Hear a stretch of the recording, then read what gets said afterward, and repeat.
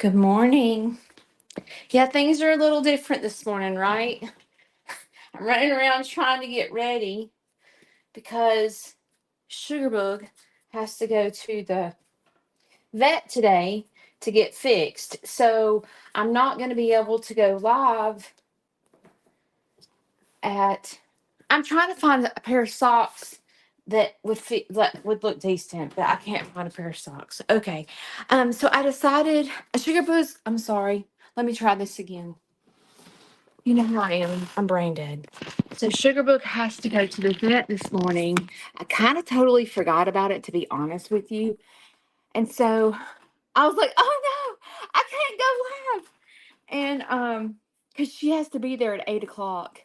And it's an hour drive. So I have to leave here at least by 7, which means I wouldn't be live.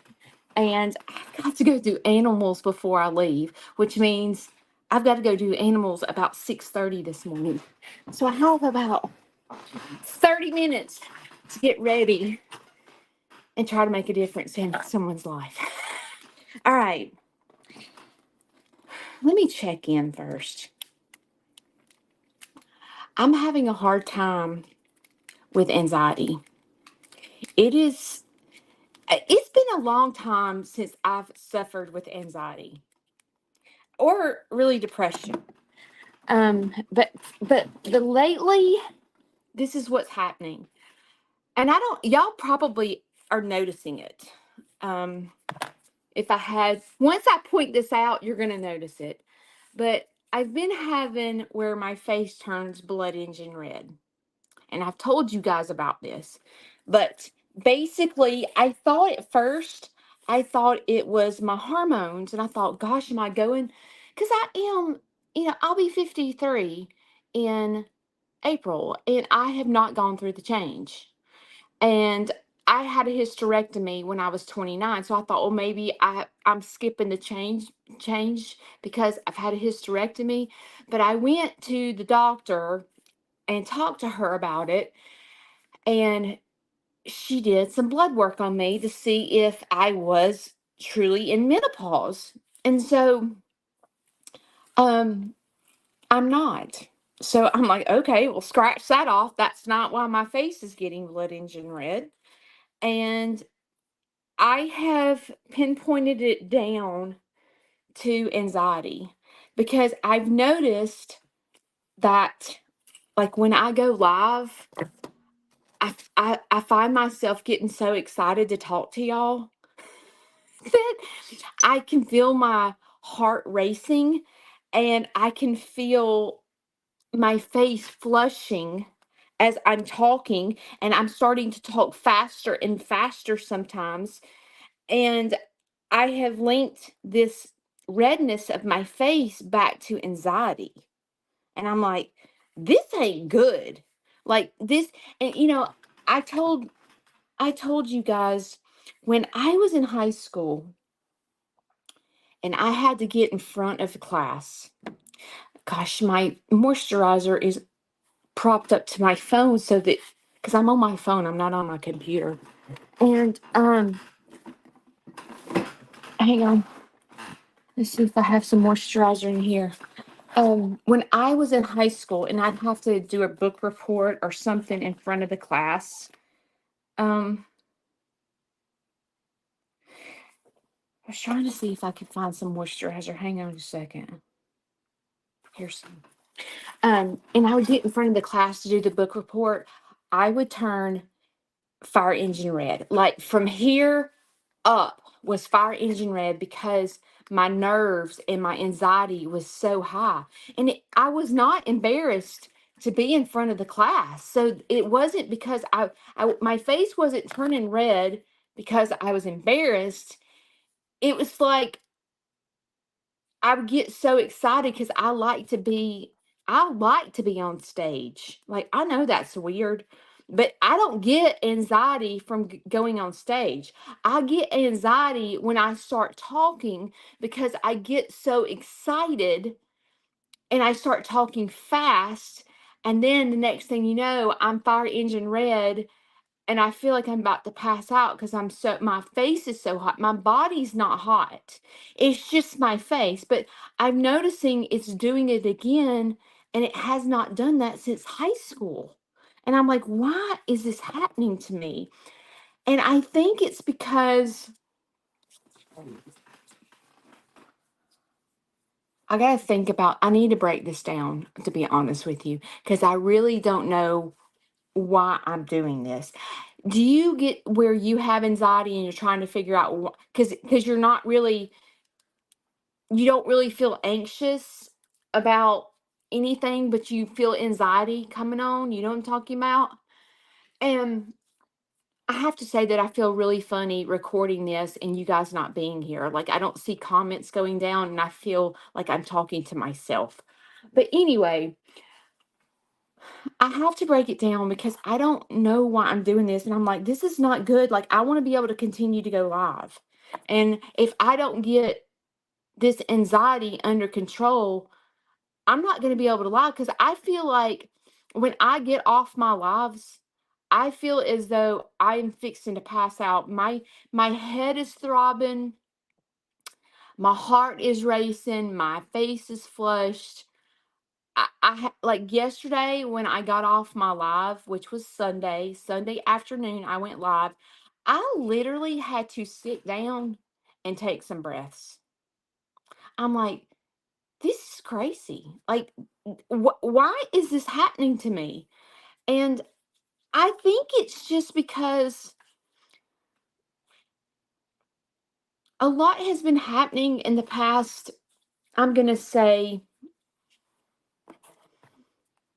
at least 6 months. My page has been growing really fast in 6 months. And it's exciting. It's exciting because it's not it's not something that I would have ever thought. Like, when I started my social media, in my brain, I never thought that I would be where I am today. So it feels so exciting to know that my page is growing so fast, and I feel so loved. I mean, I sit here and think, like, people drive. I mean, just in the past month, people, one lady came from Minnesota, one lady came from, I mean, they were coming from all over and to meet me. And it's not like they're coming all the way to Sneed's farmhouse from Minnesota. No, but what happened is they're like going on a vacation, and they make their track where they can come to Sneed's farmhouse and meet me and see my animals on their way to vacation. So, like, that means a lot to me. And it excites me to think that someone cares about me or my animals that much. I put too much bass on. And it makes me, I guess it makes me get anxious, like excited. And when I get excited, I start talking fast, and I find myself, I'm not slowing down to breathe because I get wound up, especially like when I tell a story, like me pooping in my pants on me and Shane's first out of town date. Like, I get so into the story and I'm very animated. Like, I don't just sit here like I'm talking right now. I don't talk like that.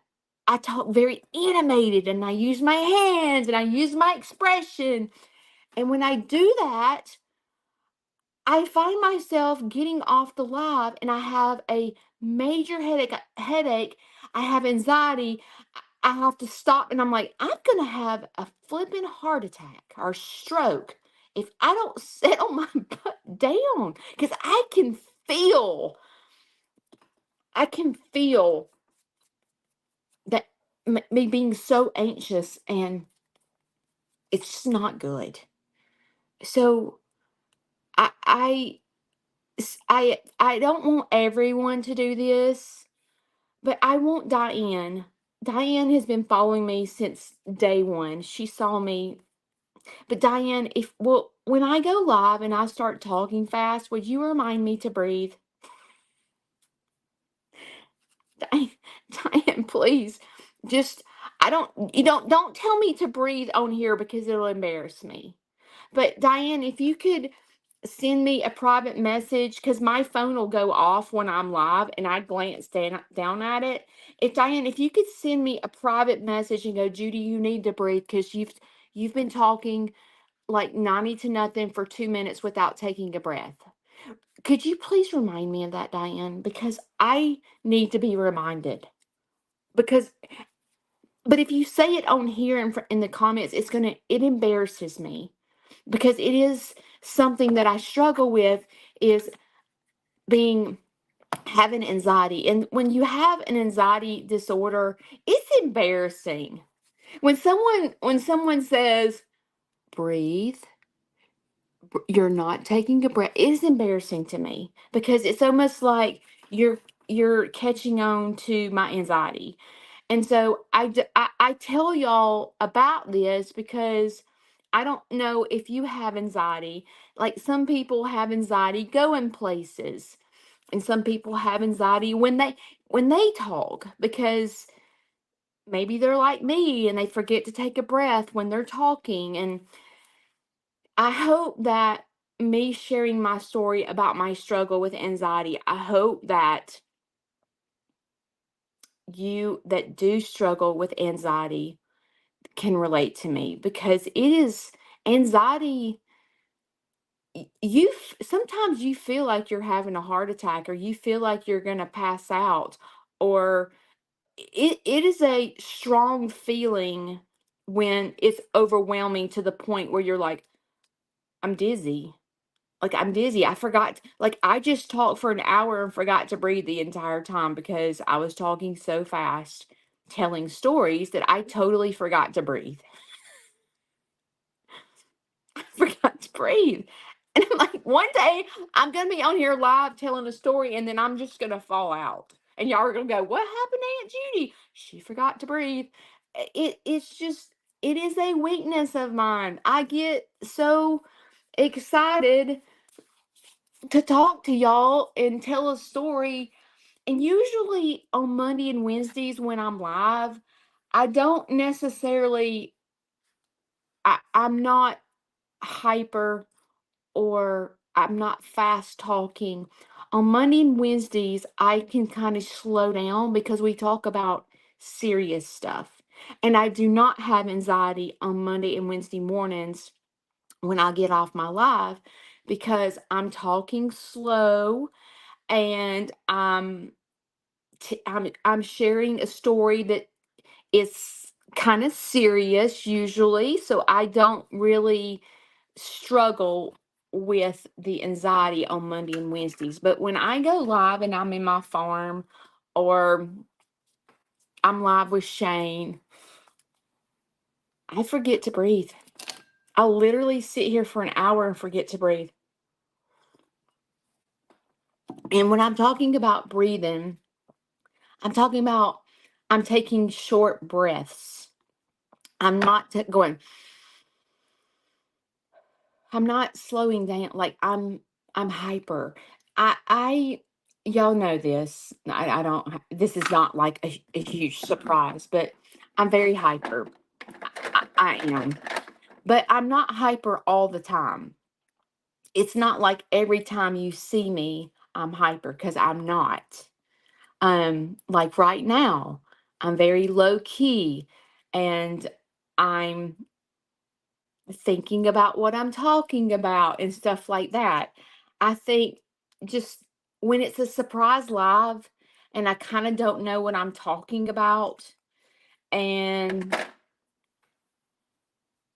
like when I start seeing that there's comments rolling in and my numbers are going up, it kind of just makes me excited, I guess, because I'm like, oh my gosh, someone actually cares enough to watch me. It's like that. And it's not good for me.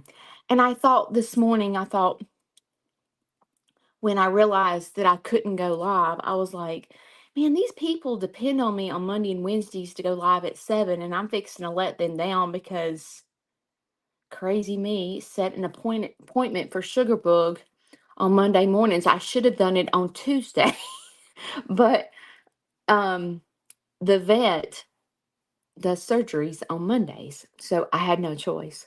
So don't be disappointed because I'm not live. But I feel like this week I need to practice going live and not being hyper. I know that's crazy that a 53-year-old woman is saying this because this is something like maybe a child with ADHD struggles, uh, with hyperactivity or something. But like I used to be on medication for it. Um, and I'm feeling like I might need to get back on my medication. I don't know. But I'm not a medicine person. I don't like medicine. So I'm trying to avoid going back to my ADHD medicine. And I'm trying to go, okay, Judy, this week. So I'm setting a goal for myself. I'm like, okay, Judy, this week, when you do surprise lives, you're going to have to slow down and you're going to have to breathe because passing out on a live would not be good. It would not be good at all, you know. But I'm sorry that I get so anxious, but I really didn't kind of realize it was happening until yesterday. And I was like, I got off my live yesterday and I literally had to sit down because I was like, I'm about to pass out because my face was so flushed and red with me going live with Shane and, telling stories and stuff like that. I'm like, gosh, I'm about to pass out. And then it just dawned on me that, okay, my face is getting red from anxiety. That is what's happening. I'm getting anxious. And I am going to talk to my doctor about it, but I'm so scared she's going to go, Judy, you need to give up social media. That's what I'm afraid she's going to tell me. Like, but I'm like, no, I don't need to give up social media. I need to just learn how to calm myself when telling a story. Maybe I should go, hang on, I'm fixing to tell a story. Let me tie my wrists together so that I don't use my arms and get really animated when I tell a story. Maybe if I tie my arms together, I don't know. It's so funny because I haven't done this since high school. And I'm just wondering why all of a sudden this is creeping back up. If you're new to following me, um, and if you've been following me for a while, y'all are gonna have to bear with me kind of repeating stories because there's a lot of new subscribers on here that they don't know me and they don't know my story. And so I have to, as my page grows, I have to kind of go back and tell my story so that people understand how I got to where I am today because that's my mission is to share my testimony. And I have to repeat myself. So if you've been following me for a while, just bear with me and while I welcome new people and be gentle with them as they get to know me. But did y'all grab your protein? Normally it's a Coke Zero, but today it really is protein. I put protein in my coffee as my creamer, like Premier Protein Vanilla, because I have found that creamer aggravates my stomach and I just cannot do creamer. I love creamer, it tastes so good, but I will be sick. So I can't do creamer. So I learned to start doing Premier Protein Vanilla. I put a half of one in a cup of coffee and I drink 2 cups of coffee a day and then that's it. Um, but if you if you're just getting to know me, um, my whole life I've struggled with depression. And I know that seems rare that someone that is bubbly as myself would be fighting depression. Um, but I have. It started in high school and it escalated. And I really didn't get healing until until it was right before I met Shane. Well, let's see. Let me think for just a minute. I started counseling in 2010, and that's when my life started coming together because I had it sounds crazy, but I had to get the confidence to leave my husband, not Shane, my ex-husband. It took me 5 years to get the courage to leave him. And I had to work through counseling to do that. It was just not a good marriage. It started out wrong and it just never prospered. We were married for 15 years, and that's a long time to be married to somebody. And um, I just had no self confidence in myself. And um, once I got out of that marriage, was the moment I started to heal because it was just me and my son, and I was able to take the time to work on me and not work on a marriage. Or like I needed to work on me. Like there were things wrong with me and I needed to fix those things that I struggled with. And for the longest time I was trying to fix my marriage.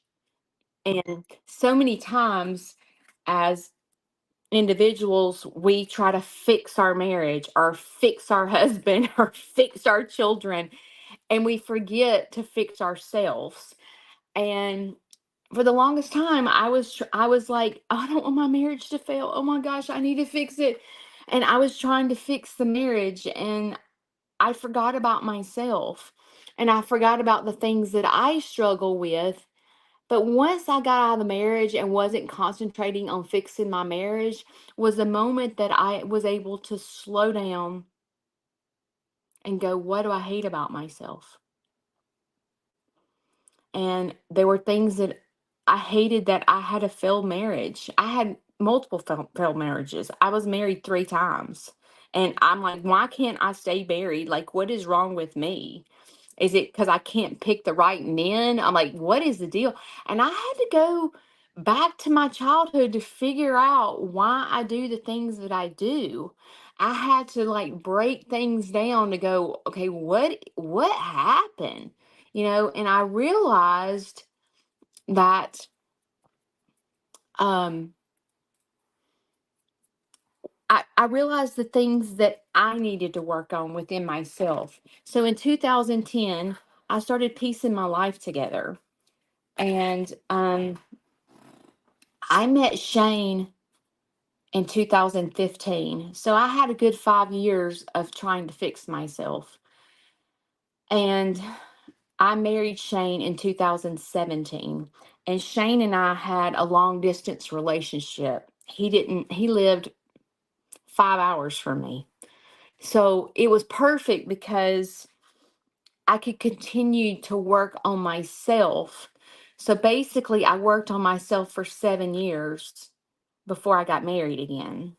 And so it helped me figure out what I needed to fix about me. And when I go live on Mondays and Wednesdays, I tell y'all real life situations that have happened to me and how I've gotten to where I am today, because I have put in a lot of hard work to get to where I am today. And um I still struggle with certain things. Like, I think that when you're a certain way your whole entire life, I don't think you ever just get rid of it. I think what happens is when you go to counseling or go through some type of, like I went through Al-Anon, I went through DBT, I went through a lot of different courses to learn how to control things that bothered me about myself. And I think that when you go through those things, you're putting tools in your pocket. Like, okay, right now I have anxiety when I go live. Okay, what tool do I need to pull out of my pocket so that I don't feel like I'm about to pass out when I go live because I'm so hyper? And that tool that I need to pull, there's several tools that I need to pull out of this pocket to get me to where I am and to get me where I can go live without falling out on you guys. And those tools are, I need to slow down.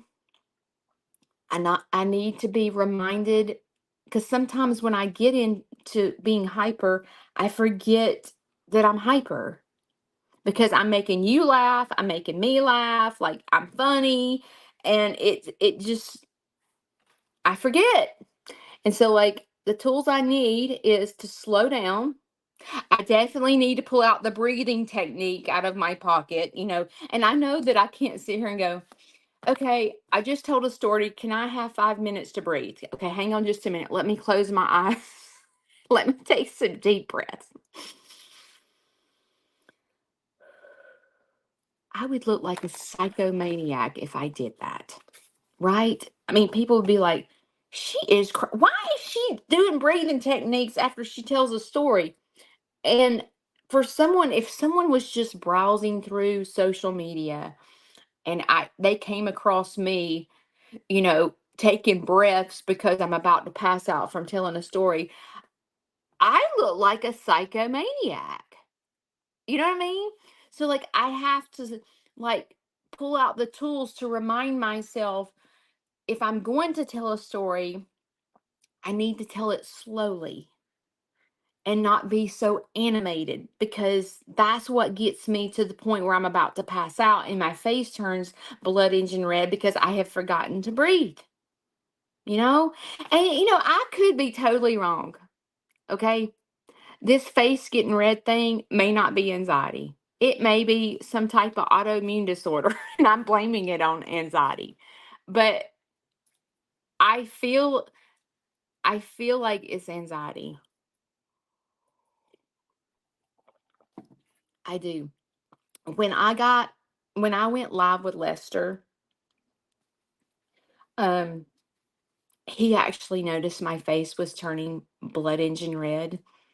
And he thought it was because he said something to embarrass me. And I'm like, oh, I wished it was that. Like, that didn't embarrass me. It's because I have anxiety. And it's so embarrassing. Like, it is when you're, when you're sitting here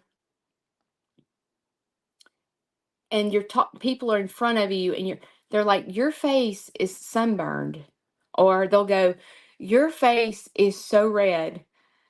And it's so embarrassing. I'm like, I wish that, like, because, like, how, like someone that struggles with, let's just say, cancer, like, you can see that they're bald, you can see that they're going through treatment, and you can have sympathy for them and go, oh my gosh, bless their heart, they're going through treatment. But like with someone with anxiety, you don't necessarily see it, like, and if you do see it, you feel like, oh, they're mental, like, people don't really accept anxiety as an illness or a disorder. You know what I mean? Like, people don't, they don't, because a lot of people that don't have anxiety, they don't understand. But if you are listening to me and you have anxiety, you're like, oh, Judy, oh my gosh, I get you. I totally get you. When this happens, blah, blah, blah, I feel like I'm going to pass out too with my anxiety. I have panic attacks. Like, those things are real. Those are not something that somebody's making up that they have anxiety. It is a real, true problem.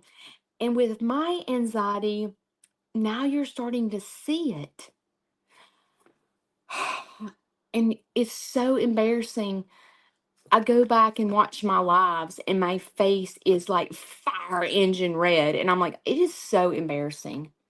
It is so embarrassing. And I do have rosacea or I've made all kinds of excuses for my face being red. Oh, it's my hormones. Oh, I have rosacea. Oh, no, it's my anxiety. It is my anxiety. And it's it's embarrassing to admit it to me. Uh Having anxiety embarrasses me because I feel like it's something that I should be able to fix. You know, like someone with an illness like diabetes or something, yes, that can be managed, but it's not embarrassing to have diabetes. It's not embarrassing, but it is embarrassing to have a mental illness like anxiety, depression, you know, I don't know, schizophrenia, bipolar, all those things are embarrassing because a lot of people think that you created it. You're creating your anxiety. You're hyper or you're whatever.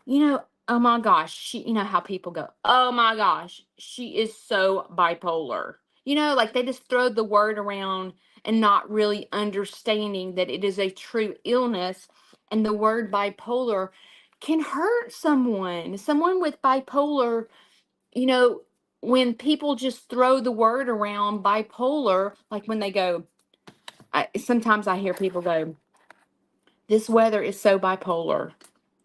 And like, I don't know, like sometimes it makes me cringe when I hear people throw around a word like that. Just like my son, you know how you go, "Oh my gosh, that's so retarded." Don't do that. You're so retarded. You say that. My son will correct me and he's like, "Mother, that is so judgmental. Don't say that." And I see where he's coming from because being retarded is an illness. And when you use the word retarded in your sentence as if retarded is something like is a what's the word? I'm using it in the wrong tense. No, I don't know the word. That is awful for someone to say that because, you know, being retarded is a disability. And when you're just throwing the word around retarded, and like there's a mom or dad out there that has a son that is or a daughter that is, and you're just throwing around the word like it's not a big deal, it is hurtful to someone that has a family member that is. And it's just like if you say, hang on,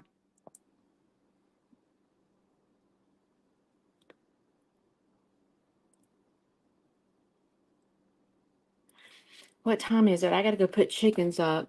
Oh gosh, it's 6:35. Jeez, I better be hurrying my tail. I get to talking. I didn't even get the preaching stick out today, and I'm still long-winded. Um, I gotta hurry. Anyway, we should be mindful what words we choose. Saying the weather is bipolar could be hurtful for someone who has a family member with bipolar or someone that struggles themselves with bipolar. It could be it could feel for someone that has bipolar, they may feel shamed. You know what I mean? Or someone that is retarded, they might feel shamed because you use the word retarded in a different text. You see how judgmental that can be? And it's not that we try to be judgmental about saying, "Oh my gosh, this weather is so bipolar. 1 minute it's hot, 1 minute it's freezing." We're not really trying to be judgmental, but if you stop and break it down and think about the words that you're using, that is not good. Like that's something, and I'm not saying that I'm perfect and I don't do it because my son will correct me and I'm like, "You're so retarded. Stop it, mother." He corrects me and I'm so glad that he does because I, I've never really thought about it. until he started correcting me, and I thought he was being silly. I'm like, you are so crazy for like correcting me. You're the kid, I'm the parent, and you're correcting me for saying the word retarded.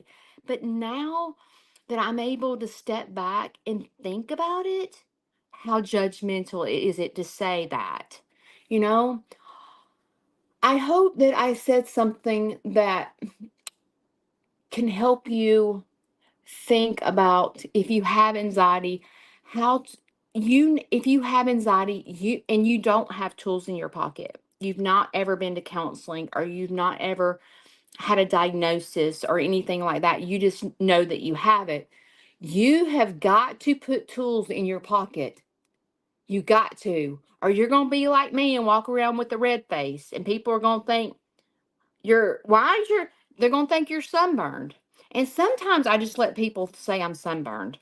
Man, you got so much sun yesterday. And I'm like, showed in. Showed in. I'm thinking, no, just wait about 30 minutes. It'll be back white because I have anxiety. Oh, gosh. Okay, I told you something negative about myself. Please don't call me out on it. Don't say, Judy, your face is red, because it embarrasses me. If you care about me and you realize that my face is fire engine red, I'd rather you private message me. If you care enough, like, if you're like, oh my God, bless her heart, she has anxiety. I don't know. Private message me and ask me if I'm okay. Don't just call me out. And because I don't like to talk about it. Not, I mean, I'll talk about it myself, but I don't want you to talk about it because it's embarrassing to me. I feel like I should be better than that. Like, I'm not a good role model. I should not have anxiety. I should be telling y'all how to get rid of anxiety. And here I am struggling myself, but I'm a real person, right? I told you from the beginning that, like, there's things that, just because I'm on social media doesn't mean I have all my crap straight. I don't. I need you just as much as you need me to kind of get us through what we struggle with. And I hope, know if you have anxiety, you're not alone. If your face turns fire engine red from anxiety, know that I get you. Okay. I wish that I had that anxiety that nobody could tell. You know what I'm saying? It would be so much easier. I love you guys. I've never recorded this before, so I hope I can figure out how to upload it to you guys, because it's almost 7 o'clock, and I know that um, you guys like to chit chat with each other. So I'm going to try to upload it, but I got to go let some chickens out and get some animals. I fed everybody last night and I did water. So all I have to do is go open the coops, but it's not even light outside. So I don't like to let my chickens out when it's dark because I worry about, I'm not breathing. I'm talking fast. I don't like to let my chickens out because I worry about hawks. But I might just leave them in the runs and let Kayla let them out. Okay, I have 20 minutes. Okay, today is Monday. All right, you have choices. You can sit it out, and by sitting it out, let your face get fire engine red and not admitting your problem. That is sitting it out. But dancing is when you embrace the problem that you're having and learn to pick the tools out of your pocket to get you through. That is dancing. Okay, so today you have choices. You can sit it out or you can dance. And today, I hope you dance. I will see you this afternoon. Bye.